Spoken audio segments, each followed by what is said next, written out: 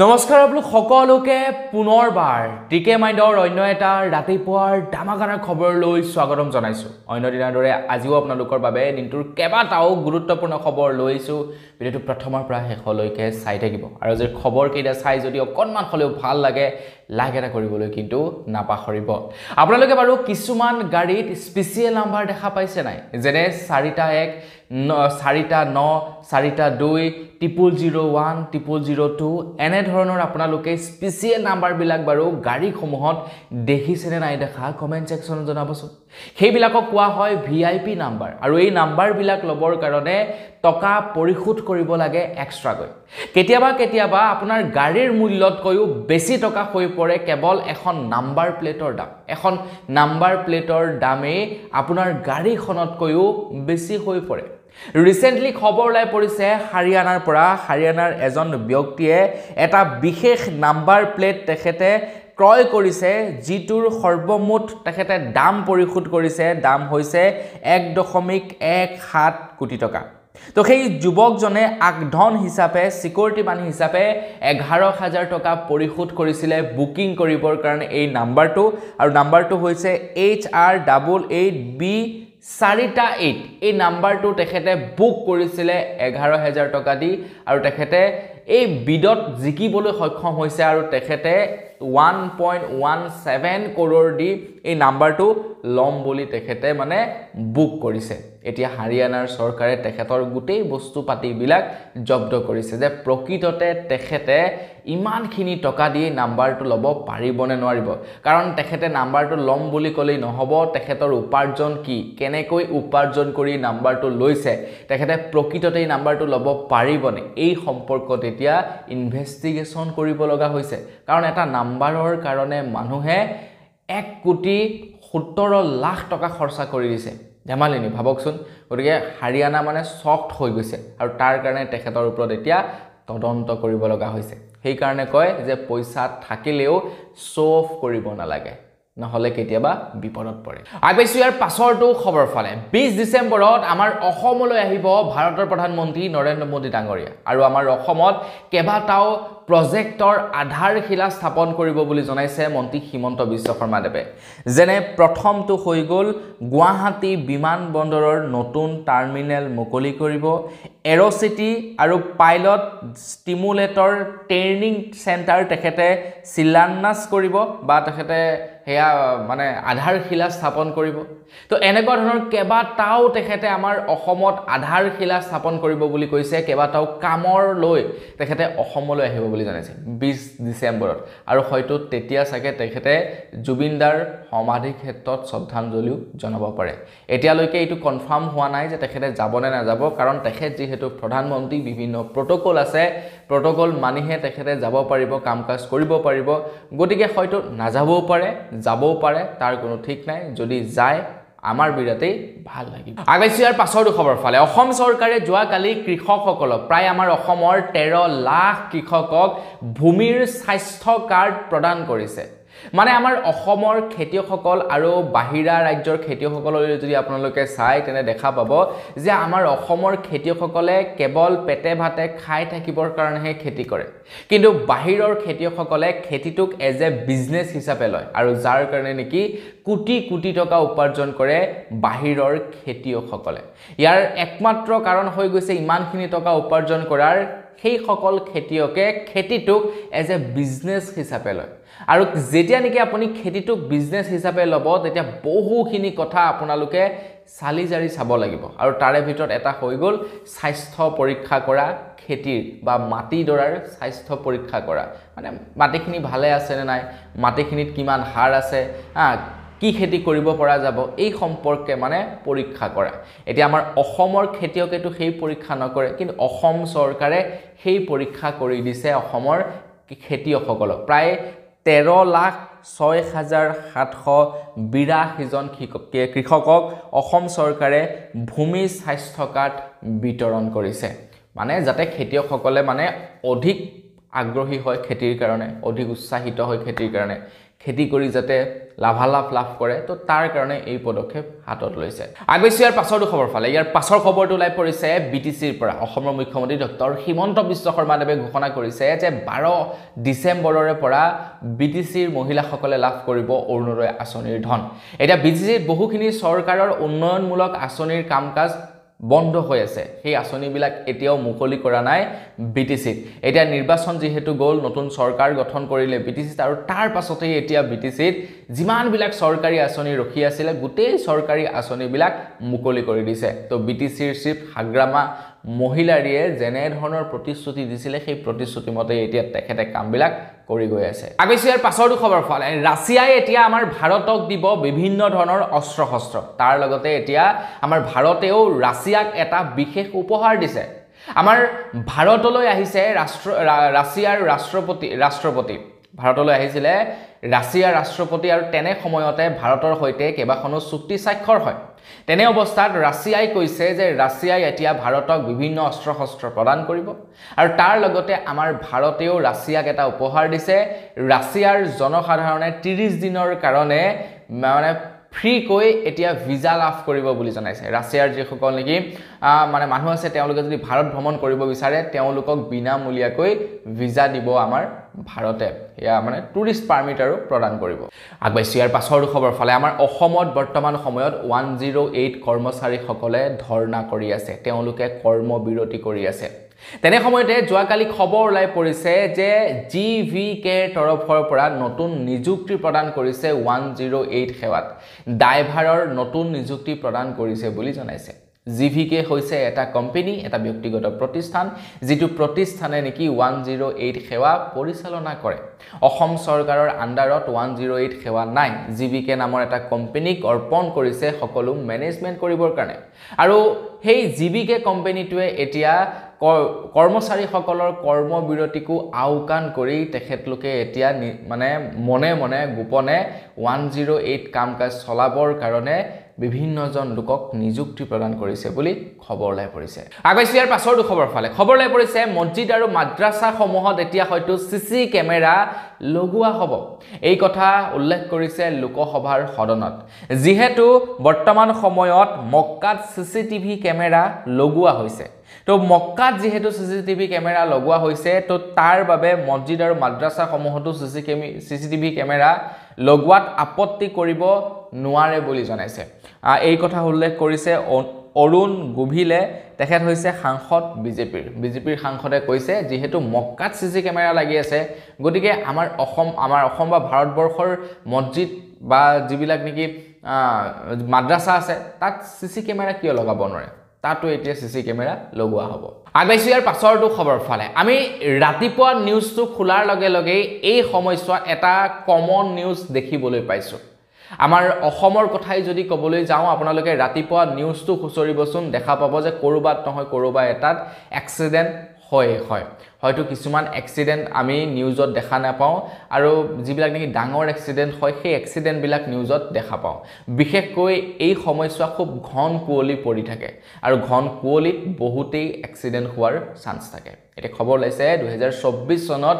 1,77,000 লোকৰ মৃত্যু হৈছে ৰোড এক্সিডেন্টত তাৰ বিপৰীতে যদি আমি 2023 চনত চাওঁ 23 চনত 1,73,000 লোকৰহে প্ৰাণ গৈছিল মানে ৰোড এক্সিডেন্টত প্ৰাণ যোৱা সংখ্যা বৃদ্ধি পাইছে আমাৰ ভাৰতবৰ্ষত আগৈছি ইয়াৰ পাছৰটো খবৰ ফালে আমাৰ ভাৰতবৰ্ষত 5 বছৰতকৈ তলৰ শিশুবিলাক পুষ্টিহীনতাত ভুগিছে চৰকাৰে যিমান পাৰে চেষ্টা কৰিছে পুষ্টিকৰ খাদ্য বিতৰণ কৰিবৰ কাৰণে লৰা ছোৱালীসকলৰ মাজত কিন্তু তাৰ পাছতো আমাৰ ভাৰতবৰ্ষত 5 বছৰৰ তলৰ লৰা ছোৱালীবিলাকৰ মাজত পুষ্টিহীনতা ৰোগ দেখা পোৱা গৈছে খবৰ লা অনুসৰি দেশত 5 বছৰৰ তলৰ 33.54% শিশুৰ বয়স অনুযায়ী হোৱা নাই বিকাশ 14.41% শিশু বয়স অনুযায়ী বৃদ্ধি পোৱা নাই ওজন পুষ্টিহীনতাৰ অভাৱত ভুগিছে 5.03% শিশু আমাৰ ভাৰতবৰ্ষত দিনক দিনে পুষ্টিহীনতাত ভুগা সৰু সৰু লৰা ছোৱালীৰ সংখ্যা বৃদ্ধি পাইছে গতিকে ইয়াৰ বাবে চৰকাৰে আৰু এটা ভাল ষ্টেপ ল'ব লাগিব মধ্যাহ্ন ভোজনটো দিয়ে ডিম দিয়ে মাংস দিয়ে মাছ দিয়ে এইবিলাকতো দিয়ে থাকে তাৰ উপৰিও এতিয়া আৰু ভাল ভাল খাদ্য দিব লাগিব আগবাইছো ইয়াৰ পাছৰটো খবৰ ফালে আমাৰ ভাৰতৰ বেংকসমূহত আছে কোটি কোটি আনক্লেইম টকা মানে যিবিলাক টকাৰ কোনো মালিক নাই কোনোবাই বেংকৰ একাউণ্ট খুলিছিলে বেংকৰ একাউণ্টত টকা জমা ৰাখিছিল আৰু সেই টকাখিনি তেখেতে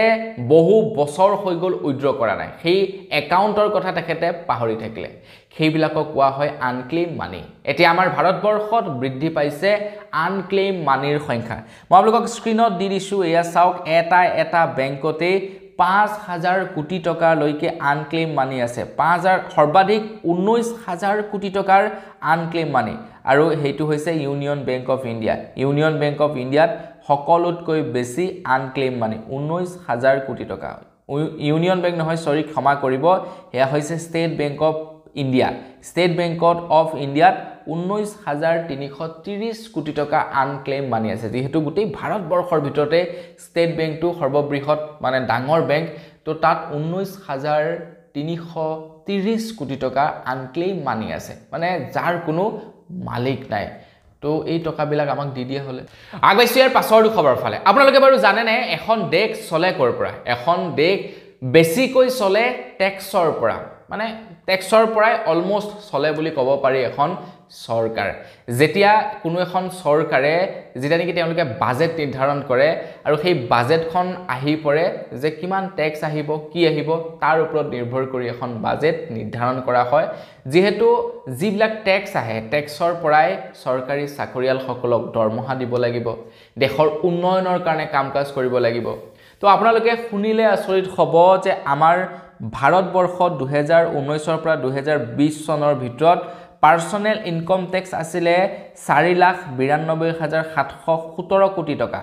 আৰু কৰ্পোৰেট টেক্স আহিছে ৫,৫৬,৮৭ কোটি টকা টেক্স আহিছে মানে অলমোষ্ট ক'বলৈ গ'লে প্ৰায় ১৩ কোটি মান টকা আহিছে আপোনাৰ মানে সৰ্বমুঠ ২০১৯ আৰু ২০২০ চনত আৰু এই টেক্সৰ টকা সংগ্ৰহ ইতিমধ্যে বাঢ়ি গৈছে ২০২৪ আৰু ২০২৫ ফাইনেন্সিয়েল ইয়াৰত ২০২৪ আৰু ২০২৫ ফাইনেন্সিয়েল ইয়াৰত পাৰ্সনেল ইনকম টেক্স সংগ্ৰহ কৰিছে ১২,৩৫,১৬১ কোটি টকা আৰু কৰ্পোৰেট টেক্স হৈছে ৯,৮৪,৭৬৭ কোটি টকা আগবাইছো ইয়াৰ পাছৰটো খবৰ ফালে LICয়ে আদানী গ্ৰুপত ইনভেষ্ট কৰিলে ৪৮,০০০ কোটি টকা LICয়ে আদানী গ্ৰুপ অফ কোম্পানীৰ ওপৰত ৪৮,০০০ কোটি টকা ইনভেষ্ট কৰিলে বুলি খবৰ ওলাই পৰিছে বৃহৎ এমাউণ্ট ৪৮,০০০ কোটি টকা খবৰ ওলাই পৰিছে LICয়ে এতিয়া ৪৮,২৮৪.৬২ কোটি টকা ইনভেষ্ট কৰিছে LICত তো তাৰে ভিতৰত আদানীৰ গ্ৰুপৰ শ্বেয়াৰত LICয়ে বিনিয়োগ কৰিছে ৩৮,৬৫৮.৮৫ কোটি টকা আৰু ঋণ প্ৰদান কৰিছে ৯,৬২৫.৭৭ কোটি টকা আদানীক ঋণ প্ৰদান কৰিছে মানে অলমোষ্ট প্ৰায় 49,000 crore ইনভেষ্ট কৰিছে আদানী গ্ৰুপ অফ কোম্পানীত LICয়ে আগবাইছো ইয়াৰ পাছৰটো খবৰ ফালে যোৱাকালিৰে পৰা আমাৰ অসমৰ বিভিন্ন স্থানত ৭ তাৰিখ পৰ্যন্ত অৰ্থাৎ অহাকালি পৰ্যন্ত কাৰেণ্ট সম্পূৰ্ণৰূপে কাটি ৰখা হ'ব বুলি APDCলে নোটিছ জাৰি কৰিছে APDCলে কৈছে যে মানে টেকনিক্যালি যিবিলাক নেকি আপোনাৰ প্ৰবলেম আছে সেইবিলাক শুধৰণি কৰিবৰ কাৰণে বা বিদ্যুতৰ মেৰামতি কৰিবৰ কাৰণে ৫ তাৰিখৰ পৰা ৭ তাৰিখলৈকে বিদ্যুৎ কৰ্তন কৰিব অসমৰ বিভিন্ন স্থানত এতিয়া আজিটো হৈ গ'ল ৬ তাৰিখ কালিলৈ ৭ তাৰিখ কালিলৈকে বিদ্যুৎ কৰ্তন কৰিব আগবাইছো ইয়াৰ পাছৰটো খবৰ ফালে দিল্লীৰ উচ্চ ন্যায়ালয়ে বৃদ্ধসকলৰ কাৰণে এটা নতুনকৈ নিৰ্দেশনা জাৰি কৰিছে দিল্লী উচ্চ ন্যায়ালয়ে কৈছে যদিহে কোনো লৰা বুৱাৰী বা ছোৱালীয়ে মাক দেউতাকক বৃদ্ধাশ্ৰমত ৰাখি মাক দেউতাকৰ হা সম্পত্তি জব্দ কৰিব বিচাৰে বা কোনো লৰা ছোৱালীয়ে যদি নিজৰ মাক দেউতাকক চোৱাচিতা নকৰে আৰু মাক দেউতাকৰ সম্পত্তি যদি তেওঁলোকে সম্পত্তি লব খোজে তেনে অৱস্থাত কিন্তু সেই লৰা ছোৱালীক হা সম্পত্তিৰ ভাগ দিয়া নহব বুলি জনাইছে দিল্লী উচ্চ ন্যায়ালয়ে দিল্লী উচ্চ ন্যায়ালয়ে কৈছে যদিহে মাক দেউতাকক বৃদ্ধাশ্ৰমত ৰাখে তেনেকুৱা কন্যা বা তেনেকুৱা সন্তানক কোনো কাৰণতে মাক দেউতাকৰ সম্পত্তি দিয়া নহব বা তেনেকুৱা সম্পত্তিৰ ভাগিদাৰী নহয় কন্যা পুত্ৰই আগবাইছো ইয়াৰ পাছৰ খবৰ ফালে খবৰ লাই পৰিছে বিটিচিৰ পৰা আজিৰ পৰা কেইদিনমান পূৰ্বে আমি এটা খবৰ পাইছিলো যে বিটিচিৰ সচিবালয় ভাঙি লণ্ডভণ্ড কৰিছিল এতিয়া বিটিচিৰ চিফ হাগ্ৰামা মহিলাৰীয়ে কৈছে যে এই যি নেকি কাৰ্য সংঘটিত হল বিটিচিৰ সচিবালয়ত ইয়াতে এপসু আৰু ইপিপিএলৰ মানে ইউপিপিএলৰ হাত আছে বুলি জনাইছে আৰু তেখেতে কৈছে জুনে এনেকুৱা অনৈতিক কাৰ্য কৰিছে তেখেতলোকৰ ওপৰত এতিয়া কুইকলি একচন লোৱা হ'ব বুলি জনাইছে এজনো হাৰি নাযাব আগবাইছো ইয়াৰ পাছৰটো খবৰ ফালে স্বাস্থ্য বিভাগৰ তৰফৰ পৰা আমাৰ শৰীৰৰ কাৰণে এটা বৃহৎ সতৰ্কবাণী আহিছে আমি দৈনিক বজাৰৰ পৰা কিনি বিভিন্ন ধৰণৰ শাক-পাচলি খাওঁ কিন্তু আপোনালোকে বাৰু জানে নাই সেই শাক-পাচলিসমূহ আমাৰ শৰীৰৰ কাৰণে কিমান দূৰ সেফ কিমান দূৰ উপকাৰী সেই শাক-পাচলিসমূহ আমাৰ শৰীৰৰ কাৰণে আপোনালোকে শুনিলে আচৰিত হ'ব যে বৰ্তমান সময়ত বজাৰত পোৱা প্ৰায়বিলাক শাক-পাচলি ভেজাল খবৰলৈ পৰিছে মধ্যপ্ৰদেশৰ জবলপুৰত খেতিয়কসকলে বিভিন্ন ধৰণৰ লেতেৰা সামগ্ৰী ব্যৱহাৰ কৰি খেতি কৰে আৰু সেই খেতিৰ সামগ্ৰী আমি খাই আছো তো ন্যায়ালয়েও এই ক্ষেত্ৰত হস্তক্ষেপ কৰিব লগা হয় ন্যায়ালয়ে নিৰ্দেশনা জাৰি কৰিছে যে তোমালোকে সাফা পানী আৰু সাফা বস্তু ব্যৱহাৰ কৰি খেতি কৰা আগবাইছো ইয়াৰ পাছৰ খবৰ ফালে 10 তাৰিখৰ দিনাখন জুবিনদাৰ মৃত্যুৰ চাৰ্জশ্বিট দাখিল কৰা হ'ব অসমৰ মুখ্যমন্ত্ৰী ডক্টৰ হিমন্ত বিশ্ব শৰ্মাদেৱে কৈছে যে 3500 পেজৰ চাৰ্জশ্বিট দাখিল কৰা হ'ব জুবিনদাৰ মৃত্যুৰ সন্দৰ্ভত আৰু অসমৰ মুখ্যমন্ত্ৰী ডক্টৰ হিমন্ত বিশ্ব শৰ্মাদেৱে কৈছে যে যিসকল অভিযুক্তই কোনো কাৰণে জামিন লাভ নকৰে বুলি জনাইছে আগবাইছো ইয়াৰ পাছৰ খবৰ ফালে ইয়াৰ পাছৰ খবৰটো লাই পৰিছে বিটিচিৰ পৰা অসমৰ মুখ্যমন্ত্ৰী ডক্টৰ হিমন্ত বিশ্ব শৰ্মাদেৱে যোৱাকালি বিটিচিত মুকলি কৰিলে SCS ষ্টেডিয়াম অৰ্থাৎ আসাম ক্ৰিকেট এছ'চিয়েশ্যনৰ তৰফৰ পৰা ক্ৰিকেট ষ্টেডিয়াম মুকলি কৰিলে বুলি জনাইছে তেখেতে কৈছে যে বিটিচিৰ পৰা এইবাৰ প্ৰায় 100 ল'ৰা ছোৱালীয়ে অসম পুলিচত চাকৰি পাইছে আৰু খুব সোনকালে 5000 নতুনকৈ পদ মুকলি কৰা হ'ব গতিকে মানে তেওঁলোকৰ সুবিধাৰ কাৰণে যাতে তেওঁলোকে প্ৰেক্টিছ কৰিব পাৰে অভ্যাস কৰিব পাৰে তাৰ কাৰণে এই ষ্টেডিয়াম মুকলি কৰা হ'ল আগবাইছো একেবাৰে শেষৰটো খবৰ ফালে খবৰ লাইছে ইণ্ডিগো বিমানৰ ওপৰত খবৰ লাই পৰিছে ইণ্ডিগো বিমানে যোৱাকালি প্ৰায় 600ৰো অধিক বিমান তেখেতলোকে বাতিল কৰে বুলি খবৰ লাই পৰিছে এটা কি কাৰণে বাতিল কৰিছে সেই সম্পৰ্কত ইণ্ডিগোৰ তৰফৰ পৰা কোনো ধৰণৰ ক্লিয়াৰিফিকেশন দিয়া নাই কিন্তু যোৱাকালি যাত্ৰীৰ মাজত হাহাকাৰ দেখিবলৈ পোৱা গৈছে প্ৰায় 600তকৈও অধিক ইণ্ডিগো বিমান বন্ধ কৰি পেলাইছে বুলি খবৰ ওলাই পৰিছে যাত্ৰীবিলাকৰ মাজত হাহাকাৰ লাগি গৈছে কাৰোবাৰ বেমাৰ দেখাব লগা আছিল কাৰোবাৰ আপোনাৰ বেলেগত যাব লগা আছিল চাকৰিত জয়েন কৰিব লগা আছে বিৰাট সমস্যাত পৰি গৈছে তো বন্ধুসকল বেকল বস আজি ভিডিঅ জনাবলৈ খবৰ ইমান কেইটা আছিল খবৰ কেইটা জানি কেনে পালে কমেন্ট সেকশনত জনাব যদি ভাল লাগিলে লাইক এটা কৰি দিব চেনেল যদি সাবস্ক্ৰাইব কৰা নাই সাবস্ক্ৰাইবটো কৰি লব পুনৰ এটা ভিডিঅ লগ পোৱাৰ খাজলে বিৰাম মাগিছো ধন্যবাদ জয় অসম